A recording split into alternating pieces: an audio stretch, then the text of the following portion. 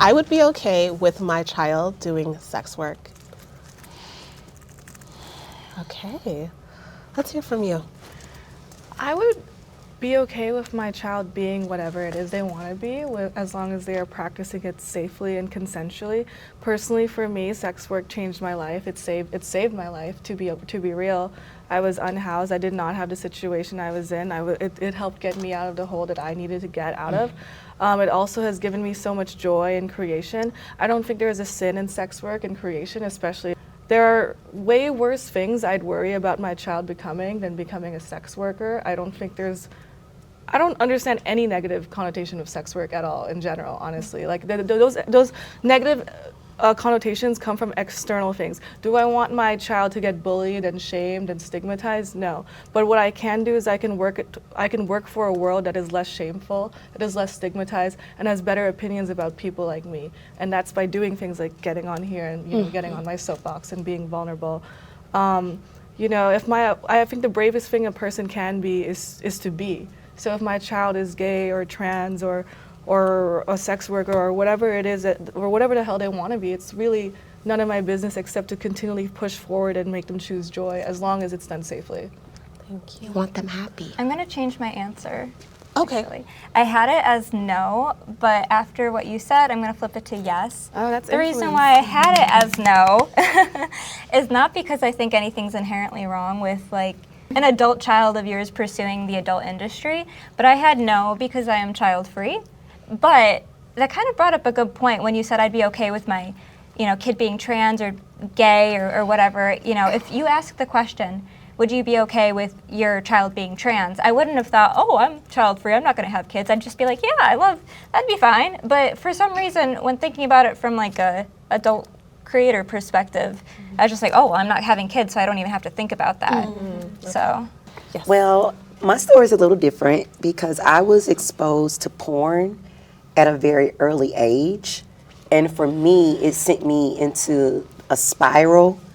I struggled with my insecurities and all of the things I struggled with as a little girl because I didn't have someone to give me proper context, and I was exposed to these things and I did not understand what I was seeing. And so it made me very curious to things that I wish I would have had proper language and guidance for. Being exposed to something like that and not knowing my value really hurt me as a child because I didn't value my body because no one taught me that. I just saw, all of this our body. online for me. Oh, okay. Yeah, I didn't I didn't know the value of my body. I thought, oh, this meant love. So let me go do this. And that's what I did. And it just created some really unhealthy patterns and cycles in my life that I've had to just really break free from, thankfully for my faith. So because of my experience as a child and what I've had to struggle with because of some of the things I was exposed to prematurely, then I wouldn't want my child to experience things like that or be associated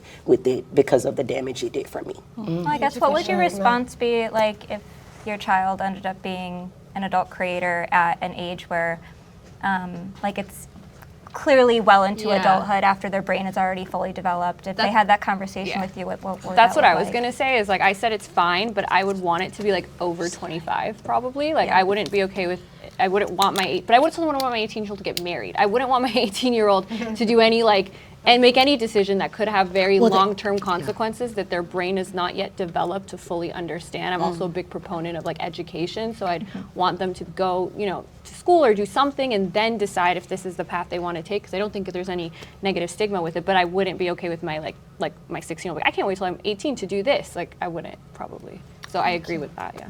But what's interesting is when you're living a life for God, there is no age cap.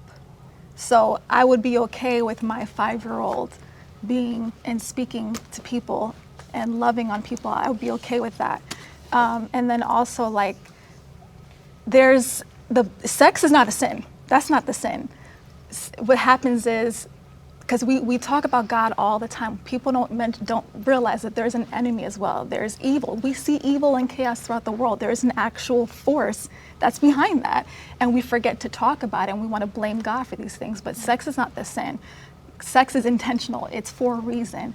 And for me, just a quick story, I never orgasmed until I with my husband, and I have a whole, you know, body count. Okay, I really do, but I was performing for just stay with me, just be with me, like, you know, keep my bed warm, you know what I mean? And how God showed me this is what sex was supposed to be. And I experienced that with my husband. So I'm not saying that sex is the sin, that's not it, but there's so much more than how it's been commercialized. There's so much more. I feel like porn is often the scapegoat, you know, but really what it is the conversations, like what you were saying, you know, like it was like you were exposed to content that you didn't understand. At the end of the day, there wasn't someone to explain it to you, because I feel like across the board we've all seen porn as kids. Like it just kind of happens when you're a kid and there's the internet, and you know, it's really up to our parents and the people around us to guide how we feel about sexuality and how we educate ourselves about it. Am I having sex with someone that respects me? At the end of the day, that's the final question you ask yourself before you get into any dynamic, whether it's for money or for fun or for love. That's just what it is. And I feel like oftentimes we use porn as the enemy when really it's just kind of like, how do we feel about sex? How do we feel about the way it's consumed?